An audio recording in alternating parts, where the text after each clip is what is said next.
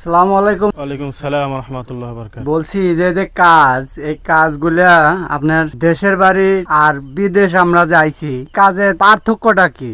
দেখো, দেশে আর বিদেশের কাজের পার্থক্য তো অবশ্যই আছে। পরিশ্রমের কাজ মনে করো যে সব জায়গাতেই করতে হয়। দেশেও কাজ করলে তোমার পরিশ্রম হয়, বিদেশেও কাজ করলে পরিশ্রম হয়। কিন্তু দেশে যে পরিশ্রমের কাজটা হয় ওইখানেও মনে করো পরিশ্রম করলে শরীর গা গদর রোদ বৃষ্টিতে ভিজাই কাজ করা লাগে।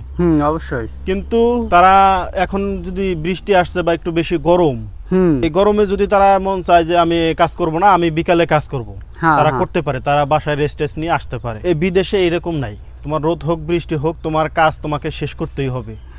শেষ করে তারপর তোমার রুমে যাইতে হবে। রুমে যা মনে করো যে নিজের কাপড় নিজেকেই কাচতে হবে, তারপর আবার রান্না করো, খাও, সবকিছু রুটিন মাফিক এখানে কাজ করতে হয়। তোমার মন চাইলো যে তুমি আমার কাজ শেষ, আমি এই কাজটা ফালাতে চলে যাবো, কালকে এসে কাটমুনি, কাজ করবো না, ওইটা তুমি পারতা না। কারণ ওইভাবে যদি তুমি 2-1 দিন করো, দেখবা যে তোমার পরে চাকরি নেই।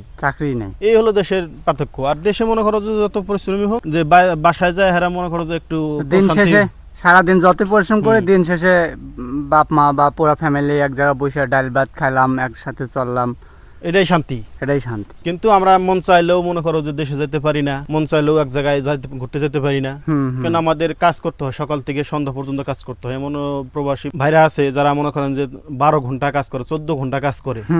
14 ঘন্টা কাজ করে তার রান্নাই করবো না, সে ঘুরতেই যাবো। তা যদি একদিন ছুটি পায়, সেই জন্য দেখা যায় যে তোমার মনে করো যে প্রচুর কাজ, ওই দিন আর কাজ বেশি জমে রয়েছে, রুমের কাজ সারতেই তার দিন শেষ। দিন শেষ। এই হলো অবস্থা।